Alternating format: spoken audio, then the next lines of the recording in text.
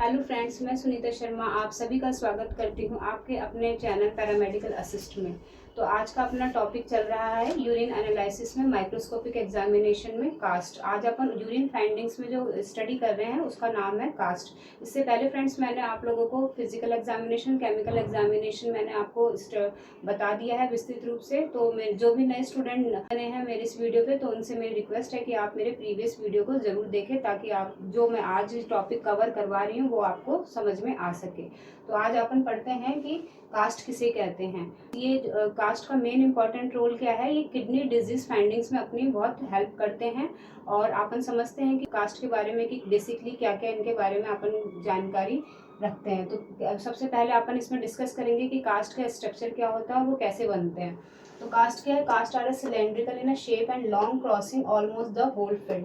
कि कास्ट आपको कैसे दिखेंगे, सिलेंड्रिकल टाइप शेप भी दिखेंगे और ट्यूब्यूल्स टाइप भी शेप दिखेंगे। अब यहाँ पे ट्यूब लाइक शेप और जो सिलेंड्रिकल जो मैंने बोला है वो आपको इसलिए बोला है क्योंकि they cast are the formed in the kidney tubules specially in the nephrons due to protein solidification. तो जो कास्ट है वो किस तरीके से फ्रेंड्स बनती है, जब अपने किडनी के जो ट्यूब्यूल्स होते हैं उनमें क्या होता है कि जो प्रोटीन्स होती हैं वो क्या होता है कि एक ट्यूब लाइक स्ट्रक्चर में इकट्ठा होने लग जाते हैं, और जब वो इकट्ठा होकर सॉलिडिफिकेशन होने लग जाते हैं तो क्या होता है, कास्ट का फॉर्मेशन होता है। तो इसीलिए ये चीज, और मोस्टली कास्ट क्या है, ये किडनी के they are formed in the distal convoluted tubules and collecting duct of nephrons. ये मोस्टली कहाँ बनते हैं, किडनी के डिस्टल कॉन्वोल्यूटेड ट्यूब्यूल्स और कलेक्टिंग डक्ट्स में बनते हैं। They are formed during a disease in a renal tubules which में fill in blood and other cells and the chemical cast. तो क्या है, ये जब ये कास्ट बन रहे हैं तो इससे क्या, कौन सा डिजीज फॉर्मेशन हो रहा है, किडनी डिजीज रिलेटेड फॉर्मेशन हो रहा है। और ये स्पेशली क्या होता है, विच में fill in with blood and other cells and the chemical cast. जो कास्ट होती हैं, अभी मैं आपको डिफरेंट टाइप ऑफ कास्ट भी बताऊंगी कि कौन कौन से कास्ट हैं। तो कुछ कास्ट में क्या होता है कि आपकी डब्ल्यूबीसी उसके साथ अटैच होगी, आरबीसी अटैच होगी। तो ये सब चीजें इसमें बता रही कि अदर केमिकल कास्ट भी उसमें अटैच होते हैं। अभी अपन ये जान लेते हैं कि ये क्या है, स्मॉल होते हैं, ट्यूब शेप होते हैं। मैंने अभी अभी आपको बताया कि किडनी के ट्यूब्यूल्स में क्या करते हैं, ट्यूब लाइक स्ट्रक्चर बनाते हैं। तो वो क्या है, सिलेंड्रिकल अपन को दिखते हैं या फिर ट्यूब लाइक आपको स्ट्रक्चर फाइंड आउट होते हैं। और इसलिए बेसिकली किससे बने होते हैं, किडनी सेल्स में, जैसे कि आरबीसी हो गया, आपका डब्ल्यूबीसी हो गया, या फिर बेसिकली वो प्रोटीन से भी बने होते हैं। दे आर कंपोज्ड ऑफ माइक्रोप्रोटीन, और इनका जो बेस मटेरियल होता है वो क्या होता है, प्रोटीन होता है। प्रोटीन होता है उसको अपन बोलते हैं टैम हॉर्स फॉल प्रोटीन।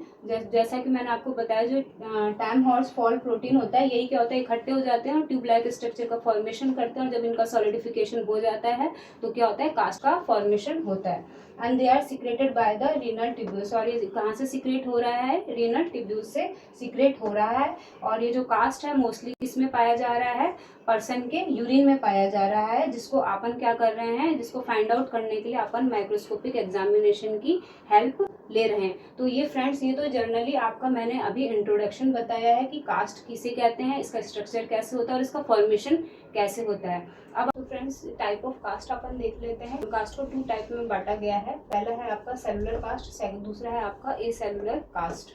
तो जो सेलुलर कास्ट है इसको अपन देख लेते हैं। This contain a various type of intact cells. जो ये सेलुलर कास्ट है ये बेसिकली क्या है, सेल से बने हुए होते हैं और इनको माइक्रोस्कोप के थ्रू अपन डिटेक्ट कर सकते हैं। तो कौन कौन से हैं इसमें, और इनको भी 3 पार्ट्स में बांटा गया है। फर्स्ट है आपका RBC cast, WBC cast, epithelial cast. तो अपना आरबीसी कास्ट क्या है, आरबीसी कास्ट को फुल फॉर्म बोलेंगे रेड ब्लड सेल कास्ट। और इसका स्ट्रक्चर अपन देख लेते हैं। इसका स्ट्रक्चर कैसा होता है, येलोइश ऑरेंज अपीयरेंस होगा, और इसमें क्या होगा, आरबीसी एम्बेडेड होगी, या फिर ये कह सकते हैं कि आरबीसी इसके अंदर क्या होगी, अटैच्ड होगी। इसके सरफेस पे आपको मोस्टली आरबीसी अटैच दिखेंगी। ये बेसिकली रियरली जब भी पाई जाती है, जब क्या होता है, जब किडनी में, किसी भी पर्सन की किडनी में ब्लीडिंग हो रहा हो। कौन कौन से कॉजेज में पाई जाएगी, ये रीनल इन्फेक्शन, जिसका मैंने आपको बताया कि किडनी में जब ब्लीडिंग होगी तो उस कंडीशन को अपन कहते हैं रीनल इन्फेक्शन। सेकेंड है आपका एक्यूट ग्लोमेरुलर नेफ्राइटिस। थर्ड है आपका एसएलई सिस्टमेटिक ल्यूपस एरिथेमेटोसिस का सब एक्यूट बैक्टीरियल एंडोकार्डिटिस। तो इन कंडीशंस में क्या है, आपको आरबीसी कास्ट पाई जाएगी यूरिन में। तो फ्रेंड, सेकंड है अपना व्हाइट ब्लड सेल कास्ट। तो कास्ट का स्ट्रक्चर कैसे होगा, कंटेन अ ग्रैनुलर डब्ल्यूबीसी। तो WBC पाए जाएंगे उसमें क्या होगा, आपको ग्रैन्यूल्स भी दिखेंगे। ये आपको ग्रैन्यूल्स टाइप भी मैंने आपको दिखाया डॉट डॉट सा। अगर ये कास्ट अपन को दिख रही है तो ये अपन को इंडिकेशन दे रही है कि किडनी में कहीं ना कहीं इन्फ्लामेशन हो रहा है या फिर इन्फेक्शन हो रहा है। इनके कारण क्या है, क्या कॉजेज हैं, एक्यूट पाइलोनेफ्रेटाइटिस, एक्यूट ग्लोमेरुलोनेफ्रेटाइटिस, थर्ड है इसका नेफ्रेटाइटिक सिंड्रोम, और फोर्थ है आपका इन्फेक्शन। तो कहने का मतलब ये है कि WBC कास्ट अपन को जब अपीयर होगी, जब अगर किसी पेशेंट की किडनी में इन्फेक्शन होगा या फिर किसी प्रकार का इन्फ्लामेशन होगा तो यूरिन में क्या सिक्रेट होंगे, आपके वाइट ब्लड सेल कास्ट आपके सिक्रेट होंगे। फिर आपका थर्ड है epithelial cell cast. Epithelial cell cast का स्ट्रक्चर कैसा होता है, कंटेनर शेडेड और ट्यूबुलर एपिथेलियल सेल्स। तो इससे पहले मैंने आपको एपिथेलियल सेल्स बताया था कि वो किस तरीके से रेक्टेंगुलर शेप में होते हैं। जनरली इसका कलर क्या होगा, येलोइश कलर का ही होगा।